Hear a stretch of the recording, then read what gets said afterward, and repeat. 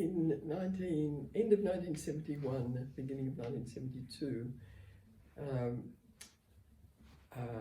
we went to Tasmania, and because I had been invited to join the staff of the new Tasmanian College of Advanced Education. This college was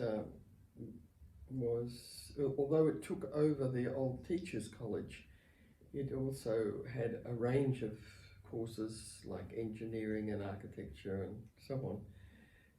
And I would join the School of General Studies and Education, and the General Studies part was supposed to offer courses for all the other faculties in the college, the total college. And for 2 years I did give lectures, introduction to Islam, to engineering students.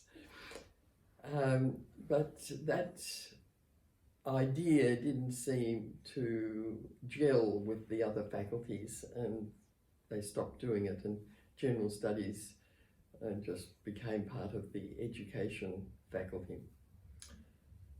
So for the first year I taught Southeast Asian history, and then in the second year those who were in General Studies had to pick up more teaching, and I was asked if I would do the curriculum studies in social sciences for schools. And it was also the way teachers were being trained in this College of Advanced Education was that in parallel with their own academic studies, they were also from their second year on teaching in schools as a trainees teacher. So the issue that interested me in these curriculum studies was, since I aimed to have Asian studies taught in the late primary and secondary schools, the question for me was, what will appeal to Australian students about Asian societies and cultures and maybe history? But I had the feeling that history was for the advanced last 2 years perhaps of secondary education, and then for tertiary students, and you couldn't teach that sort of history to the lower grades. So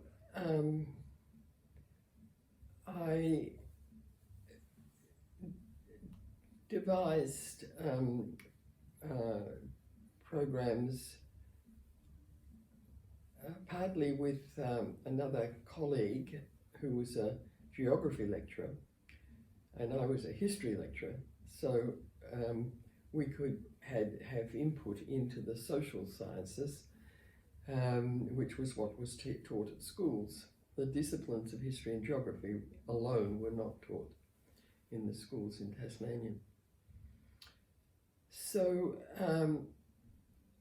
it was also a time when there was a lot of pressure in Australian policy making around the idea of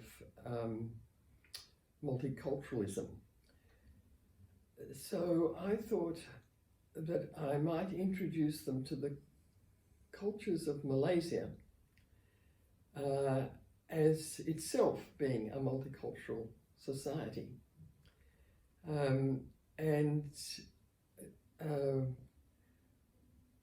We divided the classes into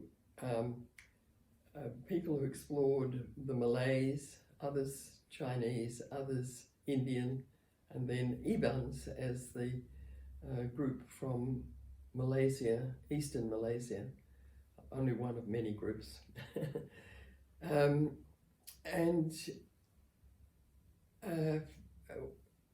in time, I decided that I was going to do my master's degree in teaching multicultural studies or intercultural studies of that kind, and I started taking classes from one of my colleagues, Bevis Yaxley, who introduced me to the work of Lawrence Stenhouse at the University of East Anglia. I was very enchanted by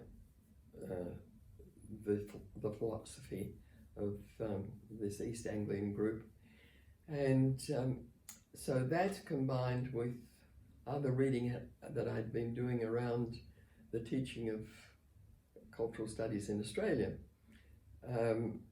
led me to develop this program. The other thing was that I believed that you would attract students, or students would find attractive, I'm talking about school students now, find what was attractive about other cultures was perhaps their exoticism, their difference in many ways from Australian society, despite its increasing multiculturalism. And I also wanted to combine the idea that students have very different ways of learning, whether it's visual or auditory or kinesthetic or whatever, and that in order to engage a whole group of students with many different learning styles, they should be built into the curriculum. I finished up going to Monash University with all the material I had gathered from teaching this course in Tasmania to do a master's degree in education, which I completed in about 10 months because I had all this background already and also the evidence already. Then other aspects we wanted to build into this course for trainee teachers was the idea of stimulating curiosity and also leading them into an empathy through understanding, through cognitive understanding, but lead them into an emotional empathy for the cultures that they were being introduced to. So once again, appeal to different aspects of learning styles was very important for that aim as well. I've just been reading my master's thesis, where things that I'd forgotten, but it's a very detailed account of leading the students through this process and their evaluation of it too. This was also part of what Lawrence Stenhouse was doing in the university, a new university in Norwich in Essex, which was called action research. In other words, you're constantly gathering information about your teaching as a means of self-evaluation. You could expand that into triangulation, where you have another independent observer in the classroom, as well as getting the feedback from the students. So you've got different perspectives on the learning process through those sources, which was very exciting and very focusing. You weren't just hoping that the kids were learning. You could see by their actions that they were learning, and you could see by their feedback that they were learning. And another angle on this was understanding other people's perspectives. Perspectives on life and perspectives on behaviour. And I wish I had realised at the time that at Melbourne University, the history department there was very engaged in this idea of perspectives in history. And but I've only recently bought and read a new book by Tom Griffiths, who was at Melbourne University at the time, about what was engaging those people then. But it wasn't something that had been taken up at Monash University at that stage. So having finished my thesis in 79, I went to continued my sabbatical leave, and I went to meet Lawrence Stenhouse at the University of East Anglia, and we had he and his wife Jean Kent,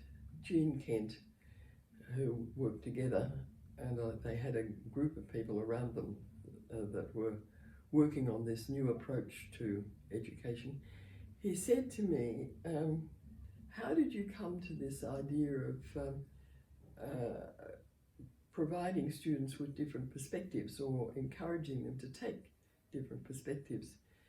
And I said, well, I teach Indonesian history, and there was a Dutch scholar of sociology who, before the Second World War, was very concerned about the way the Indies, otherwise Indonesia now, history was being taught. And he had a very interesting metaphor. He said, we are teaching the Indies history from the poop deck of a sailing ship and the balcony of the trading house. In other words, it was all from the Dutch point of view. And his point was that we have got to, if we want to understand the Indies better, we have got to talk from the perspective, we've got to research from the perspective of the Indonesians we're interested in its many cultural forms.